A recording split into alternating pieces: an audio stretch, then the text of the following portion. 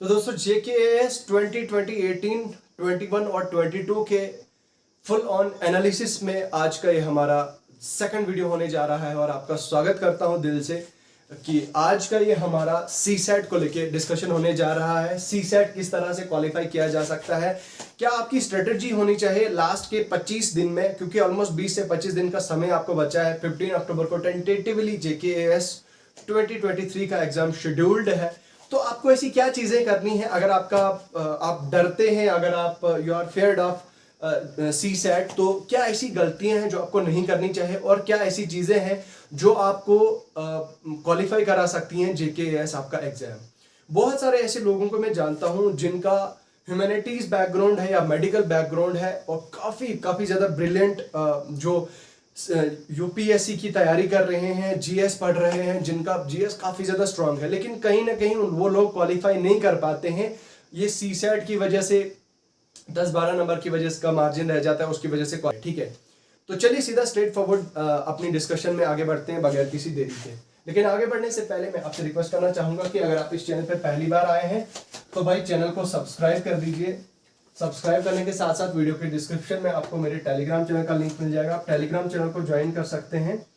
Telegram channel पे मैं वो PDF जो मैंने कंपाइलेशन बनाई है, कंपाइल करके मैंने वो PDF आपके साथ शेयर की हैं, वो आप वहां पे देख सकते हैं। ठीक है, बहुत सारे लोग आपको बताएंगे या बता रहे हैं कि भाई इस बार जो GS का पेपर है या CSAT का पेपर है बहुत ज्यादा टफ होने वाला है। तो भाई टफ नहीं होगा, जिस तरह का पिछली बार था इसी तरह का इस बार भी है। लेकिन जो आपका कट ऑफ है, देखिए कट ऑफ इस पिछली बार तो भाई 218 या 20 कुछ पोस्टें थी पिछली बार, तो इस बार 2023 के लिए तो भाई टोटल 77 पोस्टें हैं। तो कट ऑफ आपका कितना गया था पिछली बार? 28 के आसपास। ठीक है, 28 प्लस माइनस। तो इस बार आप ये मान के चल सकते हैं कि 2023 का जो होने वाला है it is going to be above 70। ठीक है, 70 प्लस की आपका कट ऑफ होने जा रहा है। अगर आप ओपन मेरिट में हैं तो भाई आप 80 तो आप लेके चलें भाई, 80 प्लस तो आप लेके चलें, 80 प्लस तो होने ही जा रहा है। बाकी कैटेगरी अगर आपकी है तो भाई 70 प्लस माइनस हो सकता है। इतना टफ, इतना जो है वो हाई लेवल का होने जा रहा है, क्योंकि इस बार पोस्टें कम है, तो भाई इसीलिए आपका जो कट ऑफ है वो थोड़ा सा हाई जाने के चांसेस हैं। ठीक है, पहली बात तो ये।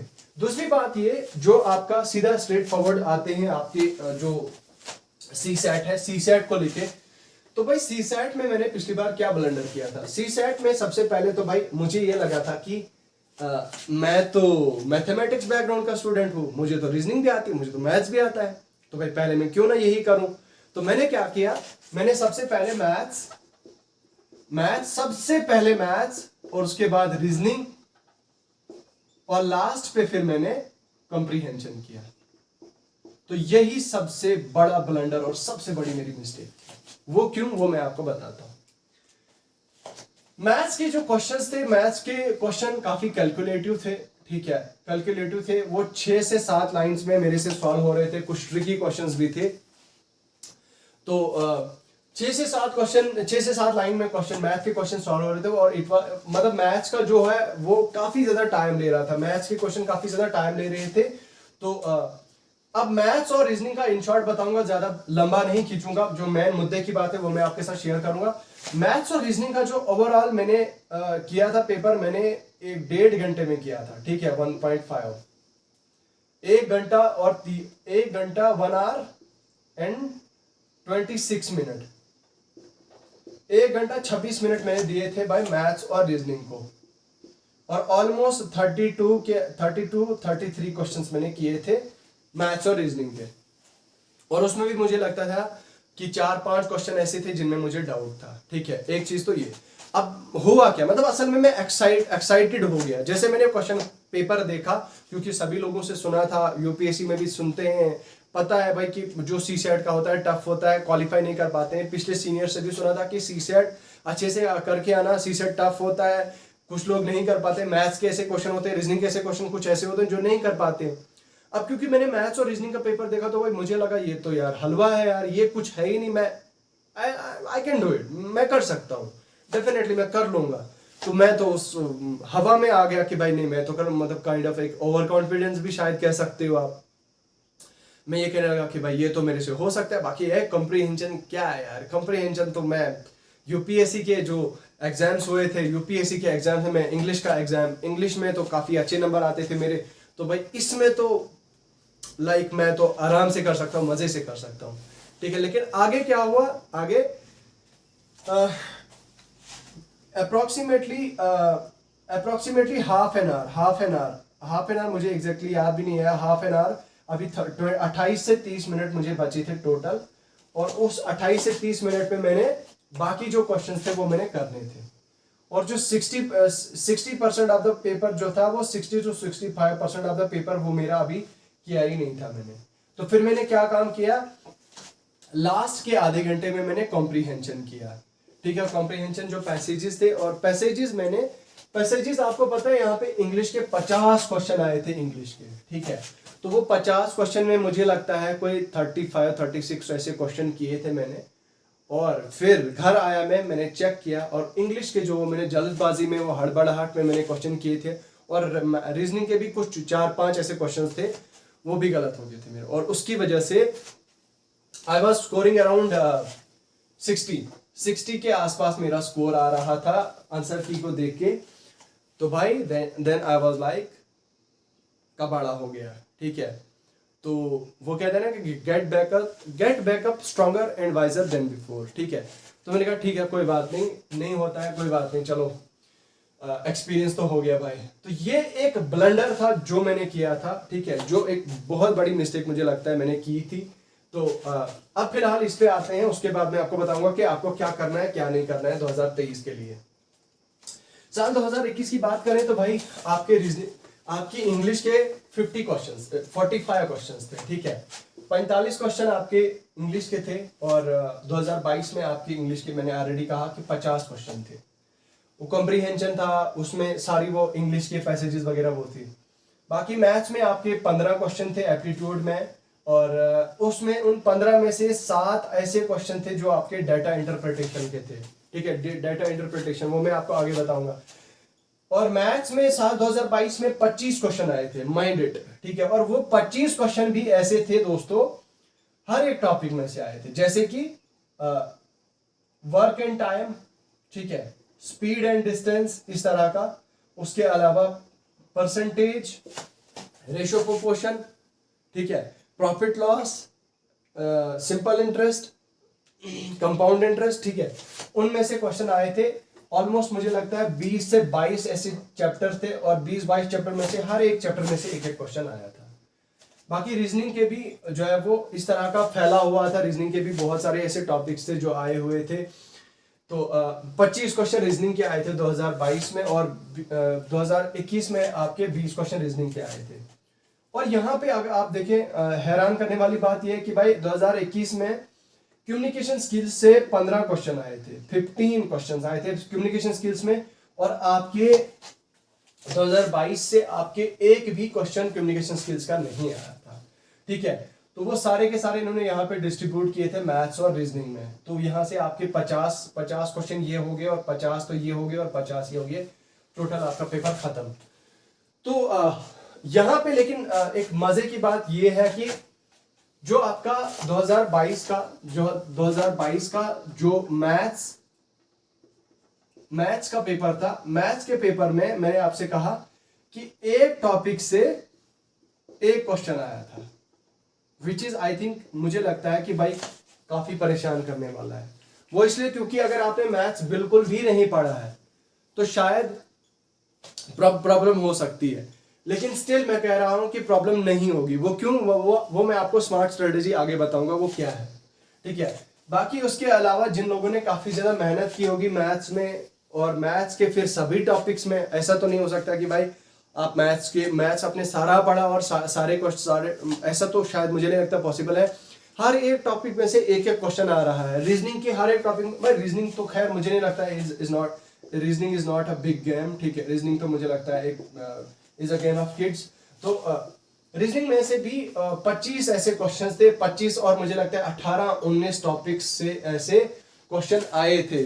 18-19 टॉपिक्स अलग-अलग सेपरेट, उसमें एनालिटिकल रीजनिंग के क्वेश्चन थे, लॉजिकल रीजनिंग के थे, ठीक है, वर्बल नॉन वर्बल के थे। तो ठीक है, रीजनिंग के 25 क्वेश्चन थे और इसके 25 क्वेश्चन थे। अब आपको क्या करना है, देखिए यहाँ पे सबसे पहली चीज तो ये है, मैं रीजनिंग की बात करूं तो ब्लड रिलेशन में साल 2021 में 2 आए थे क्वेश्चन और 2022 में 1 क्वेश्चन आया था, ये कुछ कॉमन टॉपिक्स हैं। डायरेक्शन सेंस के 1 क्वेश्चन आया था साल 2021 में और डायरेक्शन सेंस का आपका 5 क्वेश्चन आए थे आपके 2022 में। डायरेक्शन की बात कर रहा हूं मैं। एक आदमी है, ये है आपका ईस्ट, ये आ गया वेस्ट, ये आ गया नॉर्थ और ये आ गया साउथ। एक आदमी है, वो अपनी जर्नी स्टार्ट करता है और वो 10 मीटर चले जाता है साउथ की तरफ। उसके बाद वो अपनी वहां से लेफ्ट लेता है 15 मीटर, 10, उसके बाद लेफ्ट लेता है 15 मीटर, 15 मीटर लेफ्ट लेने के बाद फिर वो राइट लेता है 10 मीटर, इस तरह का राइट लेता है 10 मीटर। उसके बाद बोलता है कि फिर वो आगे जाता है 5 मीटर, यहां से लेफ्ट लेता है 5 मीटर, ठीक है।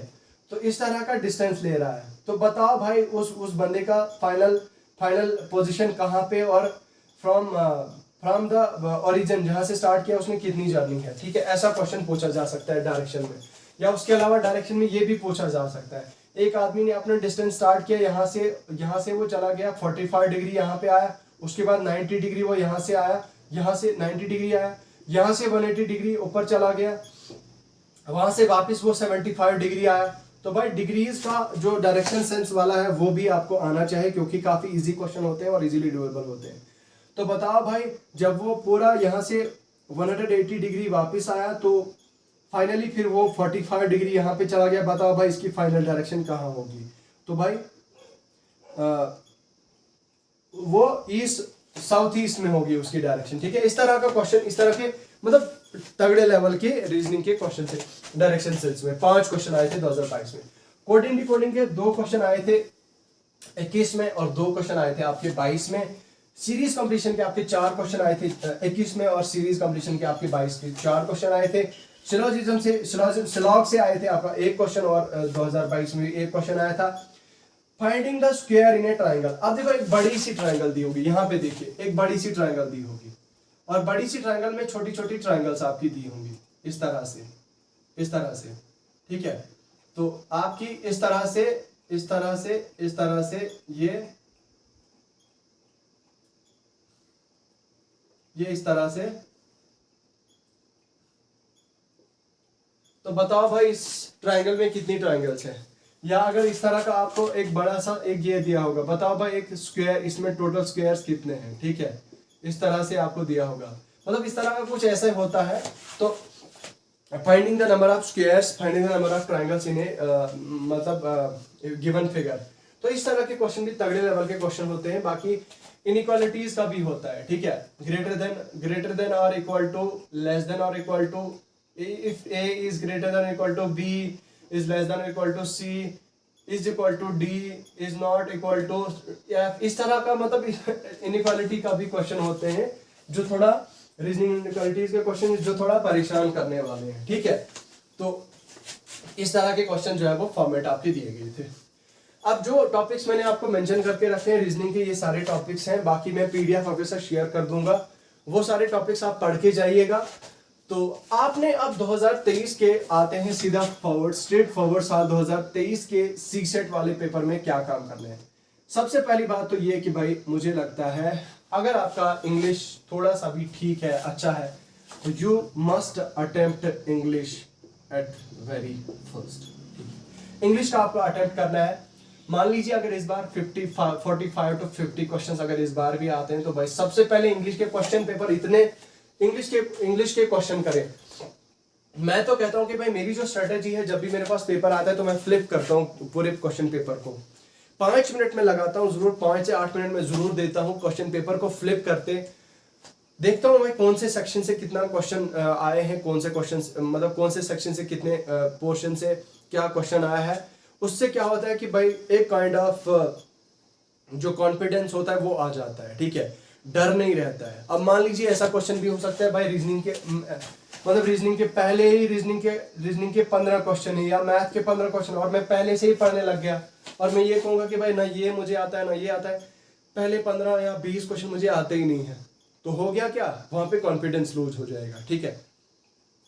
क्वेश्चन टू क्वेश्चन नहीं पढ़ना है आपने। सबसे पहले आपने क्वेश्चन पेपर लिया, क्वेश्चन पेपर लेने के बाद आपने सीधा कॉम्प्रिहेंशन, आपने सीधा पूरे क्वेश्चन पेपर को फ्लिप किया। क्वेश्चन पेपर को फ्लिप करने के बाद बैक टू बैक फ्लिप करने के बाद आपके पूरे क्वेश्चन पेपर को आपने फ्लिप किया। फ्लिप करने के बाद आपको पता चल जाएगा कि भाई रीजनिंग से कितने क्वेश्चन है, मैथ्स के कितने क्वेश्चन है और इंग्लिश का किस तरह का ओवरऑल एक जनरल नजर देनी है आपको। जनरल नजर देने के बाद आपका आइडिया लग जाएगा कि भाई कौन से पोर्शन से आपके क्वेश्चन आए हैं और कहां से आई कैन डू। तो सबसे पहले आपके पास पेपर आया, पेपर आपने नजर मारी। पेपर को नजर मारने के बाद आपने क्या काम किया, सबसे पहले इंग्लिश अटेम्प्ट किया। ठीक है, इंग्लिश अटेम्प्ट किया। इंग्लिश को अटेम्प्ट करने के बाद आप आएंगे रीजनिंग पे। ठीक है, मुझे लगता है आपको भाई 67 आपको मार्क्स आने चाहिए। मान लो मैं 70 लेके चलता हूँ। ठीक है, तो 70 क्वेश्चन आपके आने चाहिए। तो भाई 70 मार्क्स आपके आने चाहिए भाई, दैट मीन्स 35 क्वेश्चन आपके ठीक होने चाहिए। आप समझ रहे हैं मेरी बात? 35 क्वेश्चन आपके ठीक होने चाहिए। तो 35 क्वेश्चन से ही आपकी लंका पार हो जाएगी, आप इन हो सकते हैं। अब मान लीजिए 2022 में अगर आपके 45 क्वेश्चंस आते हैं ऐसे इंग्लिश के कि आपने कर लिए। ठीक है, अब ये क्वेश्चन ऐसे होते हैं, मैं ऑनेस्टली बता रहा हूँ आपको, ये क्वेश्चन ऐसे होते हैं कि बस ज्यादा टफ नहीं होते, इजिली डूएबल होते हैं, कर सकते हैं आप। 35 क्वेश्चन ऐसे इंग्लिश के आए हैं, 45 इंग्लिश के आपने क्वेश्चन किए। मान लो 40 में से इतने भी ज्यादा टफ है तो भाई मान लो आपने मतलब इतना ज्यादा आपको नहीं आता इंग्लिश, तो मान लीजिए 30 क्वेश्चन अगर आप इससे करते हैं, इंग्लिश से करते हैं, और उसके बाद 15 क्वेश्चन आप छोड़ देते कि भाई इनका समझ नहीं आ रहा है, छोड़ दो यार, नहीं करते हैं, रिस्क क्यों लेना है, रिस्क नहीं लेना है। ठीक है, 30 क्वेश्चन मान लो यहाँ से हो गए भाई, 5 क्वेश्चन आपको और करने हैं, और वो 5 क्वेश्चन आपने करने हैं 50 क्वेश्चन में से। अब मुझे एक बात बताओ, 50 क्वेश्चन मैथ्स और रीजनिंग के, इन 50 में से क्या आपसे 10 या 15 क्वेश्चन नहीं हो सकते? मुझे लगता है अगर कोई ऑनेस्ट स्टूडेंट है, ऑनेस्ट एस्पिरेंट है, अपनी प्रिपरेशन के साथ डेडिकेटेड है, मुझे लगता है 50 में से तो 20 क्वेश्चन वो कर ही लेगा आराम से, कोई भी कर सकता है, मुझे ऐसा लगता है, प्रोवाइडेड दैट आपने पूरे प्रेशर को अच्छी तरह से हैंडल किया है, आपके पूरे पेपर में आपने अच्छी तरह से एनालाइज किया है कि भाई 50 क्वेश्चन, मुझे नहीं लगता है कि 50 क्वेश्चन में से 5 या 10 क्वेश्चन करना is not a big game. ठीक है, is not a big deal. 5 या 10 क्वेश्चन इसमें से करना है तो भाई निकलो, दैट्स इट, भागो, बस इतना ही करना है हमको। 30 क्वेश्चन यहाँ से किए हैं, प्लस 5 यहाँ से, यहाँ 10 यहाँ से किए, 40 क्वेश्चन आपने किए तो आप फरार हो गए। इससे ज्यादा आपने रिस्क नहीं लेना है। वो एक मीम है ना, रिस्क नहीं लेना है, बस रिस्क नहीं लेना है मेरे भाई।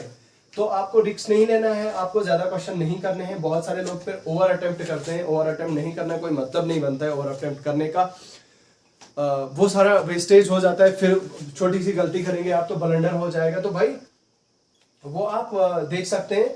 मुझे लगता है अगर आपका इंग्लिश थोड़ा सा भी स्ट्रांग है, थोड़ी सी भी आपकी अंडरस्टैंडिंग लेवल अच्छा है आपका, तो आप इजीली कर सकते हैं। Now for a period of 20 to 25 days आपको क्या करना है?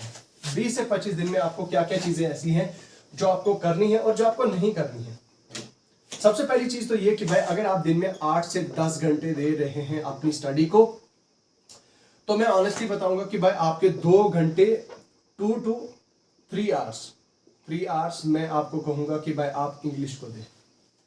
मैं सीरियसली बता रहा हूं भाई, अगर आपने जीएस पढ़ रखा है, पिछले 1-1.5 साल से आप तैयारी कर रहे हैं और तगड़े लेवल का जीएस पढ़ा है आपने और पूरा कॉन्फिडेंट है आपके भाई इस बार फोड़ देंगे, लेकिन अगर आपने इंग्लिश का या मान लीजिए सीसेट की आपने तैयारी नहीं की है, तो भाई वो उल्टा आपको ही फोड़ देगा। माफ कीजिएगा, sorry to use this words, तो वो पेपर ही आपको फोड़ देगा क्योंकि आपने तैयारी नहीं की होगी, आपको लेवल पता नहीं होगा सीसेट का, तो you won't be able to crack that exam. Honestly speaking, you won't be able to crack that exam. ठीक है, रोज के मान लो, चलो ठीक है, मैं इसको कम करके 2 घंटे रख देता हूँ। ठीक है, 2 घंटे आपको देने ही देने हैं सीसेट पे।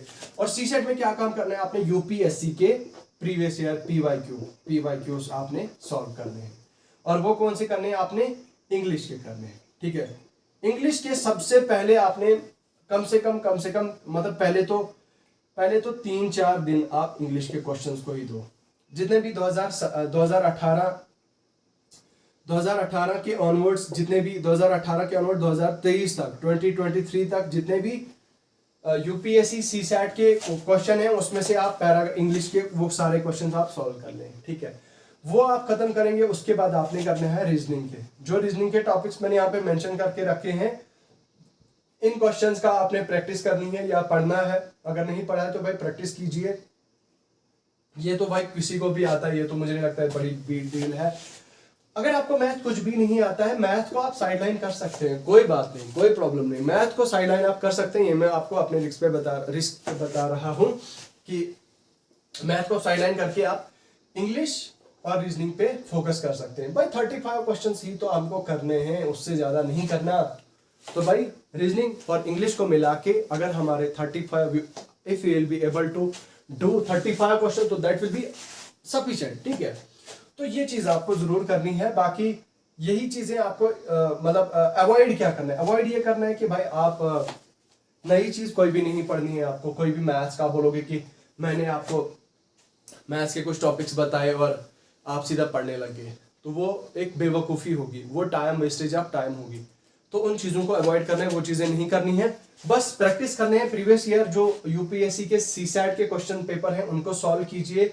रीजनिंग के क्वेश्चन है यूपीएससी के, वो सॉल्व कीजिए। या अगर आप एसएससी सीजीएल के भी आप मतलब कुछ क्वेश्चन सॉल्व करते हैं तो मतलब रीजनिंग के, तो उससे भी आपका काम हो जाएगा, उससे भी आपकी तैयारी हो जाएगी, ठीक है।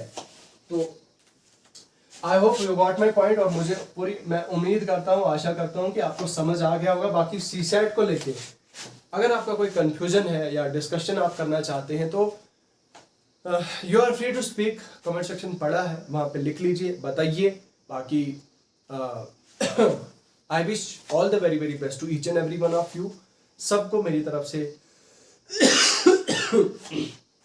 सॉरी सबको मेरी तरफ से बहुत बहुत best of luck, best wishes. दुआएं मेरी आपके साथ हैं कि आपको इस बार कामयाबी मिले, आप कामयाब हों इस बार। और यार जाते जाते मेरे लिए भी ज़रूर दुआ करें कि मेरा भी इस बार क्वालिफाई हो जाए, उम्मीद यही लगाई जा रही है। और आप दुआ, मैं भी दुआ करूंगा आपके लिए, आप भी मेरे लिए दुआ करेंगे। बाकी बने रहे मेरे साथ, जुड़े रहे, मेरे चैनल को सब्सक्राइब करें, वीडियो को लाइक करें, शेयर करें, टेलीग्राम चैनल को ज्वाइन करें। बाकी सोशल मीडिया हैंडल्स पे अगर आप मुझे फॉलो करना चाहते हैं तो कर सकते हैं। चलिए अभी के लिए फिलहाल इतना ही है, मुझे दीजिए इजाज़त। खुदा हाफिज़।